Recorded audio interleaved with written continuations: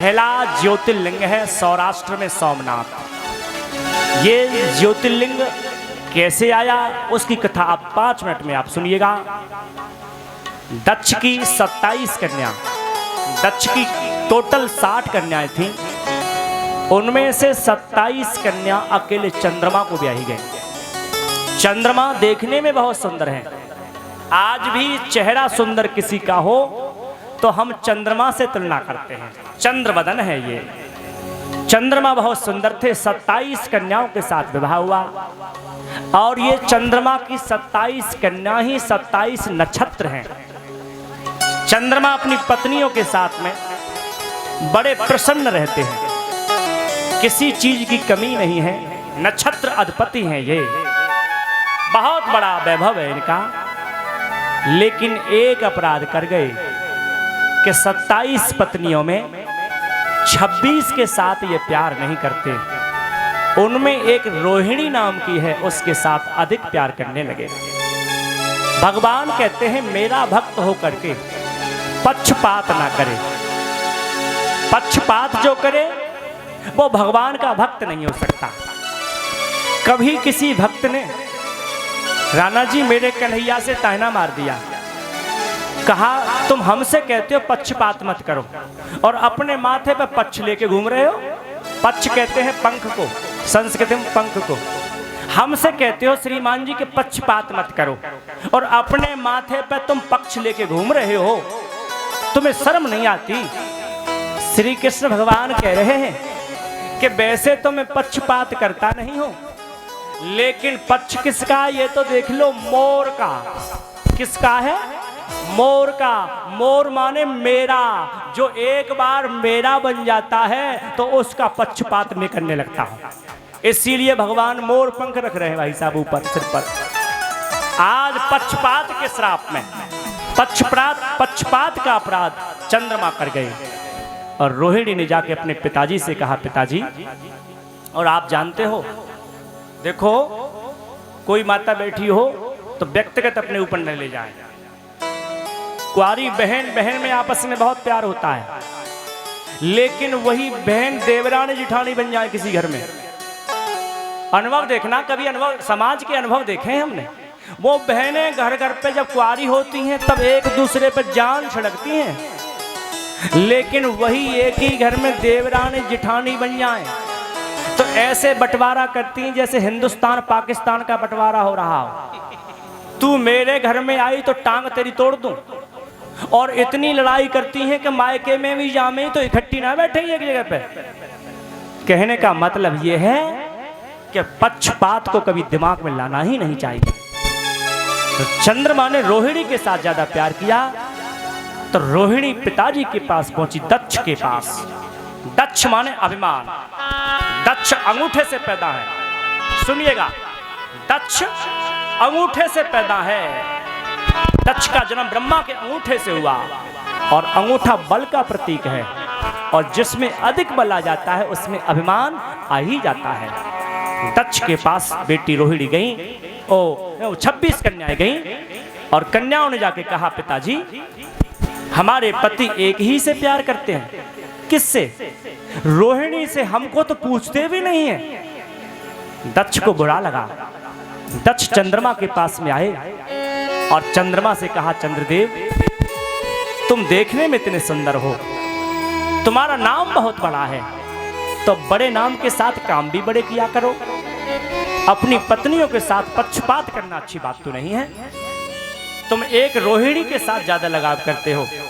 हमारे पास ये बेटी शिकायत लेके आई है, इसीलिए हम आपसे निवेदन करते हैं कि आप सही रास्ते पर आ जाएं और अपने दामाद को समझा करके दक्ष चले आए घर। मन में तो ये सोच रहे थे कि चंद्रमा बदल जाएंगे, लेकिन भैया परमात्मा को जो मंजूर होता है वही होता है।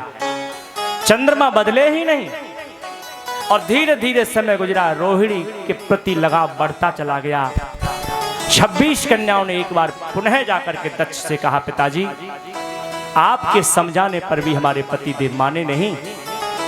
तो दक्ष ने श्राप दे दिया, चंद्रमा मेरे समझाने पर भी नहीं तुम समझते हो, इसीलिए हम श्राप देते हैं तुम्हें क्षय नाम की बीमारी हो जाएगी, क्षय नाम का रोग हो जाएगा, धीरे धीरे घटने वाला तुम्हें रोग हो जाएगा।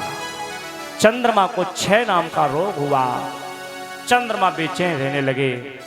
भैया कितना ही पैसे वाला आदमी हो, कितना ही सुंदर हो, लेकिन शरीर में बीमारी हो तो सबका सब बेकार है। पहला सुख निरोगी काया और दूजा सुख घर में हो माया। जब शरीर ही ठीक नहीं, चंद्रमा परेशान रहने लगे। चंद्रमा भगवान ब्रह्मा के पास गए और भगवान ब्रह्मा से कहा, प्रभु मुझे क्षय नाम की बीमारी हो गई है, इसका इलाज कैसे किया जाए। ब्रह्मा जी ने कहा, चंद्रदेव तुम बड़े बाप के बेटा हो, तुम्हारी माता को जगत प्रणाम करता है, लेकिन तुमने पक्षपात किया इसलिए बीमारी हुई है। इसका इलाज तो डॉक्टरों का भी डॉक्टर कर सकता है, अर्थात और तो सब डॉक्टर हैं, ये मेरा बाबा है वैद्यनाथ। क्या नाम है इसका? वैद्यनाथ, डॉक्टरों का स्वामी है ये। जाओ महादेव का वंदन करो। चंद्रमा आया प्रभास क्षेत्र में, गुजरात में प्रभास क्षेत्र है। प्रभास क्षेत्र में चंद्रदेव ने 6 महीने में 10 करोड़ मृत्युंजय मंत्रों का जाप किया है। 10 करोड़। ओम त्र्यंबकं यजामहे सुगंधिम पुष्टिवर्धनम उर्वारुकमिव बंधनात् मृत्योर्मुच्यमामृतात्। 10 करोड़ महामंत्र जब से चंद्रमा ने, साक्षात महादेव सामने प्रकट हो गए और महादेव को सामने देख करके चंद्रमा हाथ जोड़ के लज्जित होकर सिर झुका के खड़ा हो गया। क्यों? अपराध ही ऐसा किया है। महादेव पूछेंगे तो बताऊंगा क्या कि मुझे क्षय नाम की बीमारी हुई है। महादेव को सामने देकर के चंद्रमा ने स्तुति गाना प्रारंभ किया है और स्तुति चंद्रमा गा रहे हैं, हम अपनी तरफ से गा रहे हैं, तुम अपनी तरफ से गा लीजिए। बाबा हमारी बीमारी को तुम्हें छोड़कर शंभो कहाँ जाएं हम, तुम्हें छोड़कर शंभो कहाँ जाएं हम, तुम्हें छोड़कर शंभो कहाँ जाएं हम, ये तुम्हें छोड़कर शंभो कहाँ जाएंगे हम, तुम्हें छोड़कर शंभो कहाँ जाएंगे हम। तेरे ही दर पर, तेरे ही दर पर मर जाएंगे हम, तुम्हें छोड़कर शंभो कहाँ जाएंगे हम, तुम्हें छोड़कर शंभो कहाँ जाएंगे हम।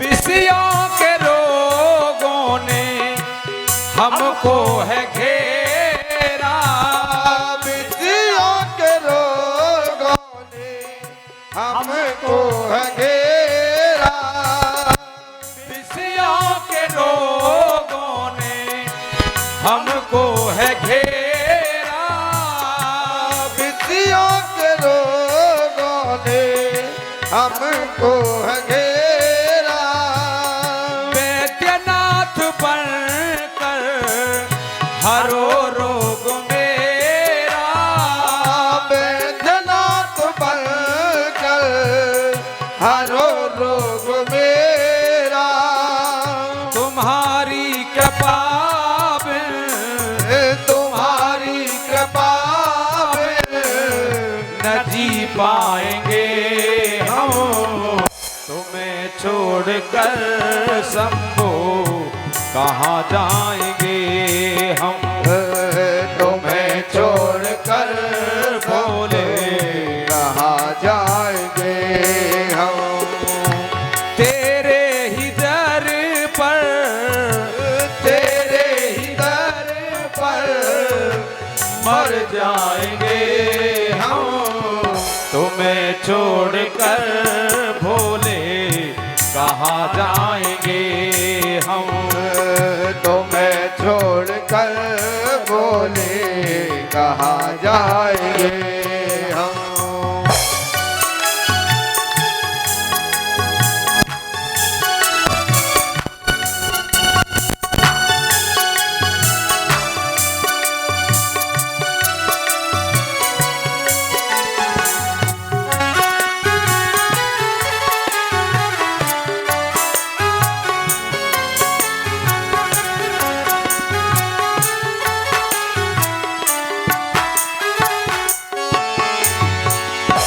भक्तों पे जब जब विपदा है आई, भक्तों पे जब विपदा है आई, भक्तों पे जब जब विपदा है आई, भक्तों पे जब जब विपदा है आई,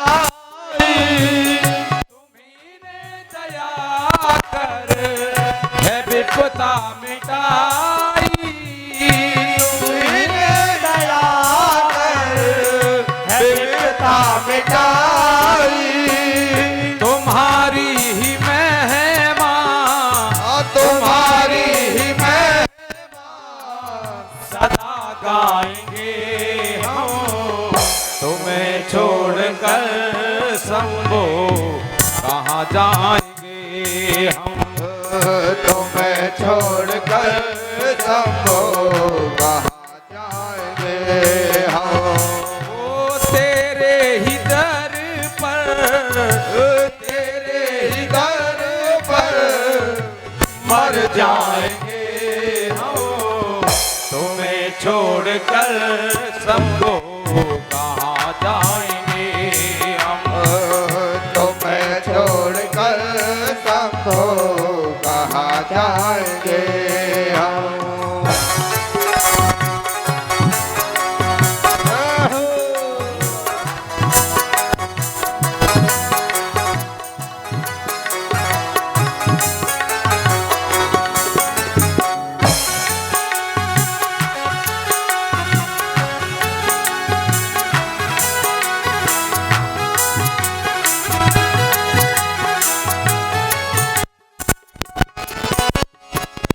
चंद्रदेव की विनती सुनो चंद्रशेखर, चंद्रदेव की विनती सुनो चंद्रशेखर, चंद्रदेव की विनती सुनो चंद्रशेखर, चंद्रदेव की विनती सुनो चंद्रशेखर। कर दो निरोगी शिवदान देकर, कर दो निरोगी शिवदान देकर। जीवन में शिव को, जीवन में शिव को मनाएंगे हम, तुम्हें छोड़कर शंभो कहाँ जाएंगे हम। तुम्हें छोड़कर शंभो कहाँ जाएंगे हम। तुम्हें छोड़कर शंभो कहाँ जाएंगे हम। तुम्हें छोड़कर शंभो कहाँ जाएंगे हम।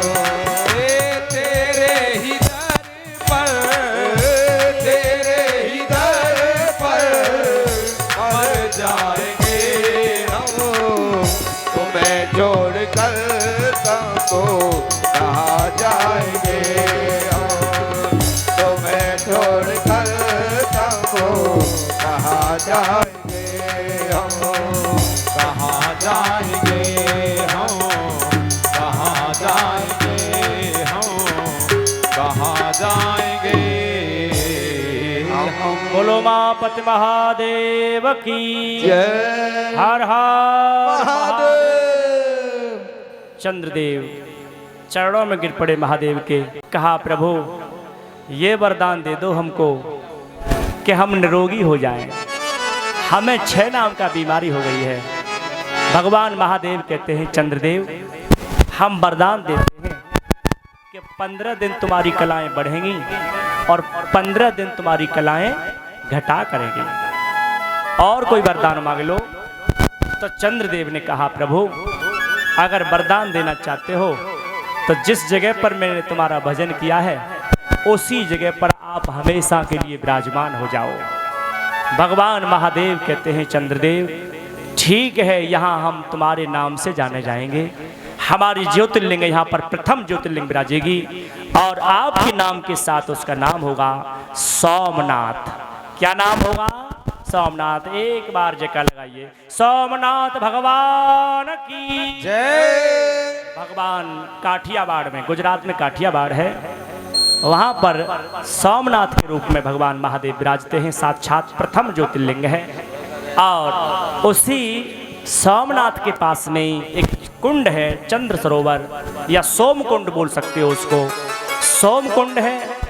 उस कुंड में महादेव ने कहा चंद्रदेव इस कुंड में ब्रह्मा और विष्णु दोनों का आविर्भाव रहेगा और जो भी व्यक्ति 6 नाम की बीमारी से ग्रसित होगा 6 महीने अगर लगातार इसमें स्नान करता रहेगा तो उसकी बीमारियां खत्म हो जाएगी।